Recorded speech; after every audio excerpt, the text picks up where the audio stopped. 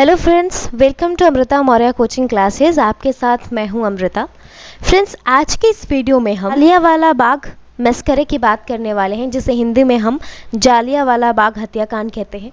Friends, हम सबको पता है कि जो जालियांवाला बाग हत्याकांड था वो एक अमानवीय घटना थी और जिसकी वजह से हज़ारों लोगों को अपनी जान गंवानी पड़ी, कितने लोग घायल हुए और भी बहुत सारी कठिनाइयों से भारतीयों को गुजरना पड़ा। सो आज के इस वीडियो में हम जालियांवाला बाग हत्याकांड से रिलेटेड जितनी भी इन्फॉर्मेशंस है, जैसे कि ये उस दिन आखिर जालियांवाला बाग में हुआ क्या था, ठीक है, कौन जिम्मेदार था इसके लिए और क्या क्या उस घटना के घटित होने के बाद हुए, everything related to Jallianwala Bagh हम उसको आज डिस्कस करने वाले हैं। तो चलिए वीडियो को शुरू करते हैं।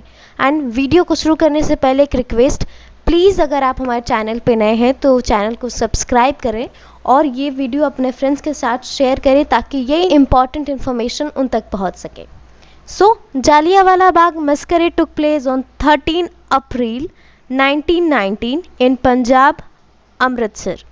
यानी कि ये जो जालियांवाला बाग हत्याकांड था ये 13 अप्रैल सन 1919 को घटित हुआ था और ये पंजाब के अमृतसर में घटित हुआ था। यानी कि जो जालियांवाला बाग है वो अमृतसर में है और अमृतसर पंजाब में है, ठीक है।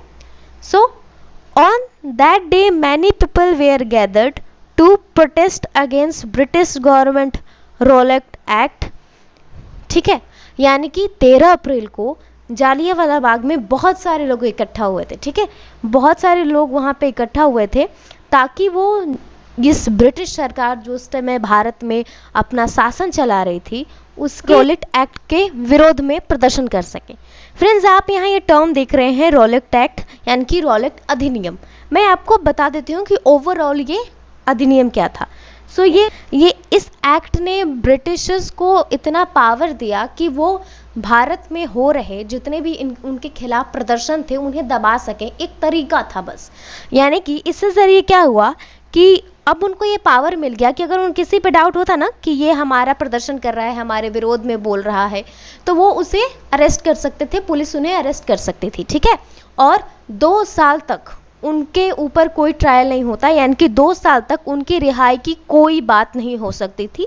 सो ये था रॉलेट एक्ट, जिसके ज़रिए पुलिस को ये पावर मिला कि जिस पे उन्हें शक है और जो भी मतलब सरकार के विरुद्ध में बोलता है, सरकार की काली नीतियों के बारे में बोलता है, सरकार उसे अरेस्ट कर सकती है, ठीक है। नेक्स्ट पॉइंट ये है कि against the arrest of Saifuddin Kitchlew and Satyapal Malik, यानी कि रॉलेट एक्ट के विरोध के साथ साथ इन 2 नेताओं को गिरफ्तार कर लिया गया था। सो इनके इस एक्शन के विरोध में भी ये भीड़ इकट्ठा हुई थी। फ्रेंड्स, और एक बहुत इम्पॉर्टेंट बात है कि भीड़ में बहुत सारे ऐसे गांव के लोग थे जिन्हें इन एक्ट्स के बारे में, ये सब क्या चल रहा है ओवरऑल, जो बहुत ही मामूली लोग थे, उन्हें इसके बारे में कुछ नहीं पता था। सिर्फ अपना बैसाखी का एक त्यौहार होता है, वो उसे मनाने के लिए इकट्ठा हुए थे इस बाग में। यानी कि जालियांवाला बाग में बहुत सारे ऐसे लोग थे जिन्हें इस सब चीज़ों से पता ही नहीं था उनके बारे में। यानी कि दो तरह के भी यहाँ लोग थे। एक तो मतलब ऑफ कोर्स इन एक्ट्स के सरकार के विरोध में भी कुछ लोग वहाँ थे,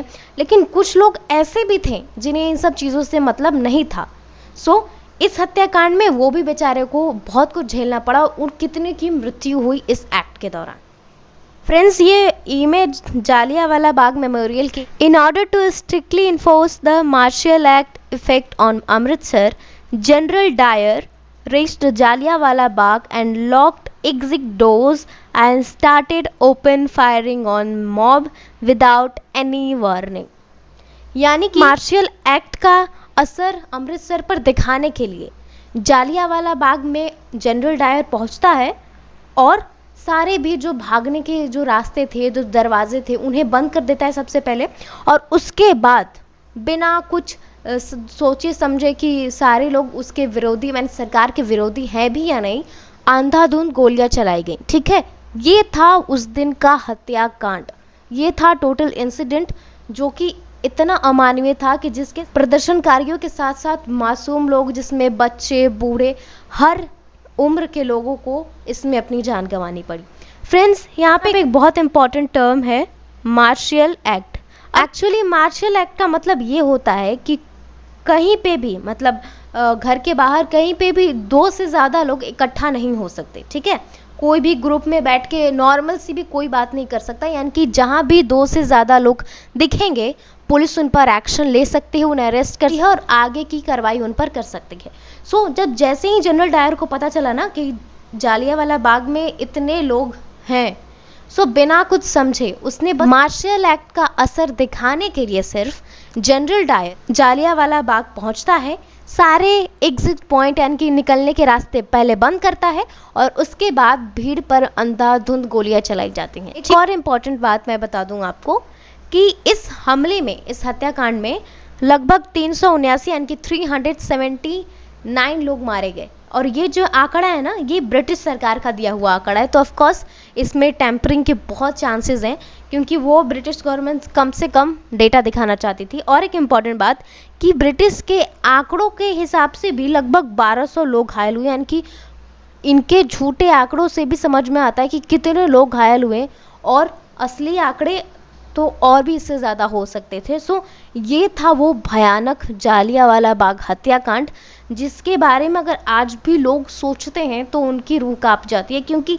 मतलब इतनी ज़्यादा मात्रा में लोगों की डेथ, इतनी ज़्यादा परेशानियां और भी बहुत कुछ इसमें झेलना पड़ा लोगों को। नेक्स्ट पॉइंट ये कहता है कि as this matter received international attention, British government removed Dyer from his post and sent back to London and prohibited from any employment in India। यानी कि जैसे जैसे पूरी दुनिया ने ये भयावह इंसिडेंट के बारे में जानना शुरू किया, अखबार में छपना शुरू हुआ, थोड़ा बहुत ही जो हो सकता था, तो लोगों ने ये सोचना शुरू किया, इसको मतलब क्रिटिसाइज़ करना शुरू किया कि ये क्या किया है ब्रिटिश गवर्नमेंट ने, वहाँ कितने लोग मारे गए हैं, कितनी तकलीफ़, और ना सिर्फ प्रदर्शनकारी बल्कि मासूम लोग, बच्चे, बहुत सारे लोग मारे गए। तो जैसे ही पूरी दुनिया भर में इस एक्शन को लेकर थू-थू होती गई सरकार की, तो ब्रिटिश सरकार ने क्या किया कि डायर को जनरल की जो पोस्ट उसके पास थी उसको वहाँ से हटा दिया और उसे वापस लंदन भेज दिया। और इतना ही नहीं, दुनिया को दिखाने के लिए कि हमने उसे मतलब सज़ा दी है, उसे पनिश किया है, उन्होंने उसके बाद जनरल डायर को इंडिया में कोई काम नहीं दिया।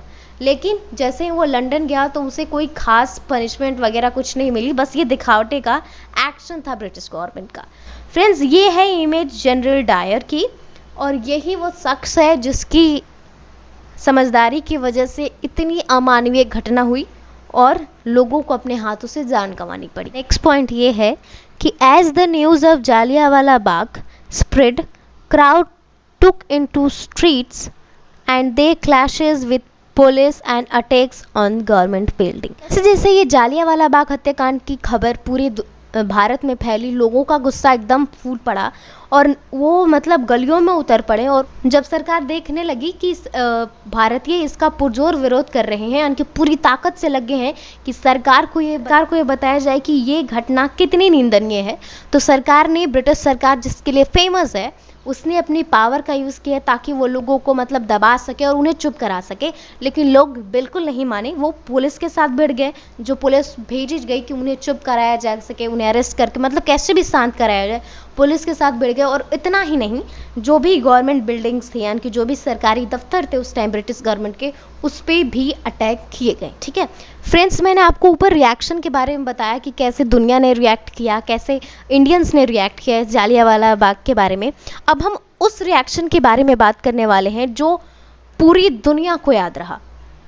After 21 years of Jallianwala Bagh massacre, on 13 April 1914, Udham Singh, an Indian revolutionary and a belonger to Ghadar party, shot General Dyer at London। Jallianwala Bagh हत्याकांड के ठीक 21 साल बाद उधम सिंह ने जनरल डायर को लंदन में गोली मार दी। अब हम बात कर लेते हैं कि उधम सिंह आखिर में थे कौन। उधम सिंह एक भारतीय आंदोलनकारी थे और इनका संबंध गद्दर पार्टी से है। ठीक है, माना जाता है कि इन्होंने जनरल डायर को 2 गोलियां मारी थी और वहीं मौके पर उसकी डेथ हो गई। इसके बाद उधम सिंह ने प्राउडली खुद को सरेंडर कर दिया, वहाँ से भागे नहीं, उन्होंने खुद को सरेंडर किया और उसके बाद वहाँ की ब्रिटिश गवर्नमेंट ने उन्हें फांसी दे दी। यह इमेज सरदार उधम सिंह की, उस इंसान की जिसने 21 साल बाद भी उस जख्म का बदला लिया जो जनरल डायर की वजह से हर भारतीय के हृदय को लगा था। सो फ्रेंड्स, ये था जालियांवाला बाग से रिलेटेड हर एक इंफॉर्मेशन। उम्मीद करती हूँ कि जालियांवाला बाग से रिलेटेड जितने भी डाउट्स आपके मन में होंगे, सवाल आपके मन में होंगे, इस वीडियो के मदद से ख़त्म हो गए होंगे, सुलझ गए होंगे। वीडियो को पूरा देखने के लिए बहुत बहुत धन्यवाद and please do subscribe our channel and like, share and comment.